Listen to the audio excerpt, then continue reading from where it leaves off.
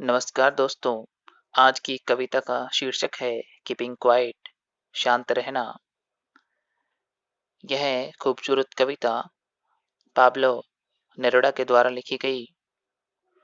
नेटाली रिकार्डो race बेसोआल्टो उनका उपनाम है, जो चिली के पेराल नामक शहर में पैदा हुए।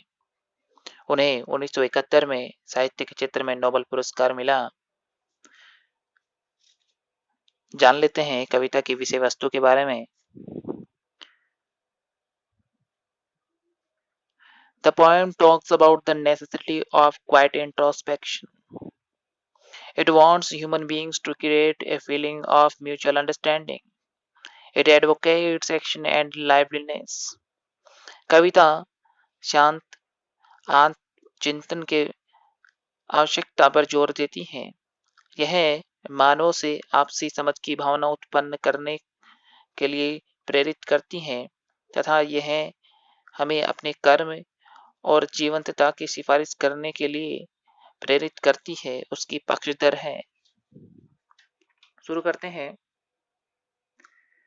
Now we will count to 12 and we will all keep still. अब हम 12 तक गिनती बोलेंगे और हम सब शांत व गतिहीन बने रहेंगे, कुछ नहीं करेंगे, शांत बैठे रहेंगे।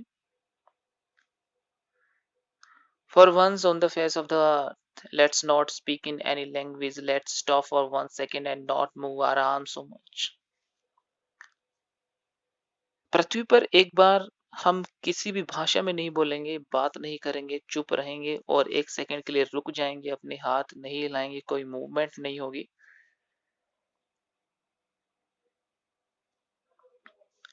It would be an exotic moment without rush, without engines. We would all be together in a sudden strangeness. यह एक अद्भुत पल होगा, विलक्षण क्षण होगा। कोई भाग-दौड़ नहीं होगी, कोई इंजन नहीं चलेंगे, कोई शोर-शराबा नहीं होगा। हम सब एक अजीब वातावरण में अचानक साथ होंगे।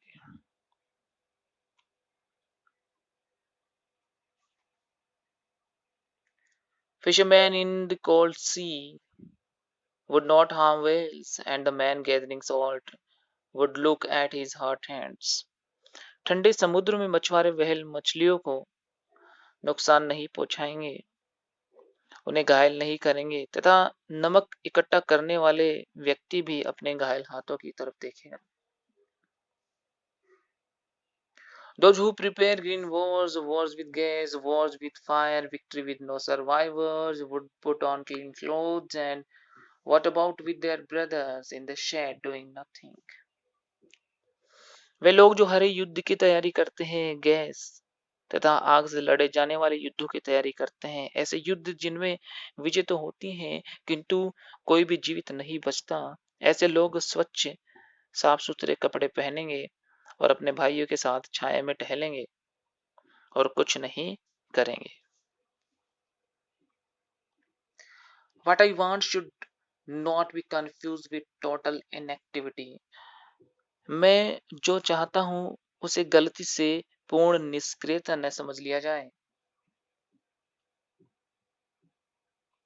Life is what it is about. I want no truck with death. जीवन का जो उद्देश्य है वह तो है ही। मुझे मृत्यु से कोई लेना देना नहीं है, मेरा मृत्यु से कोई सरोकार नहीं है, कोई वास्ता नहीं है।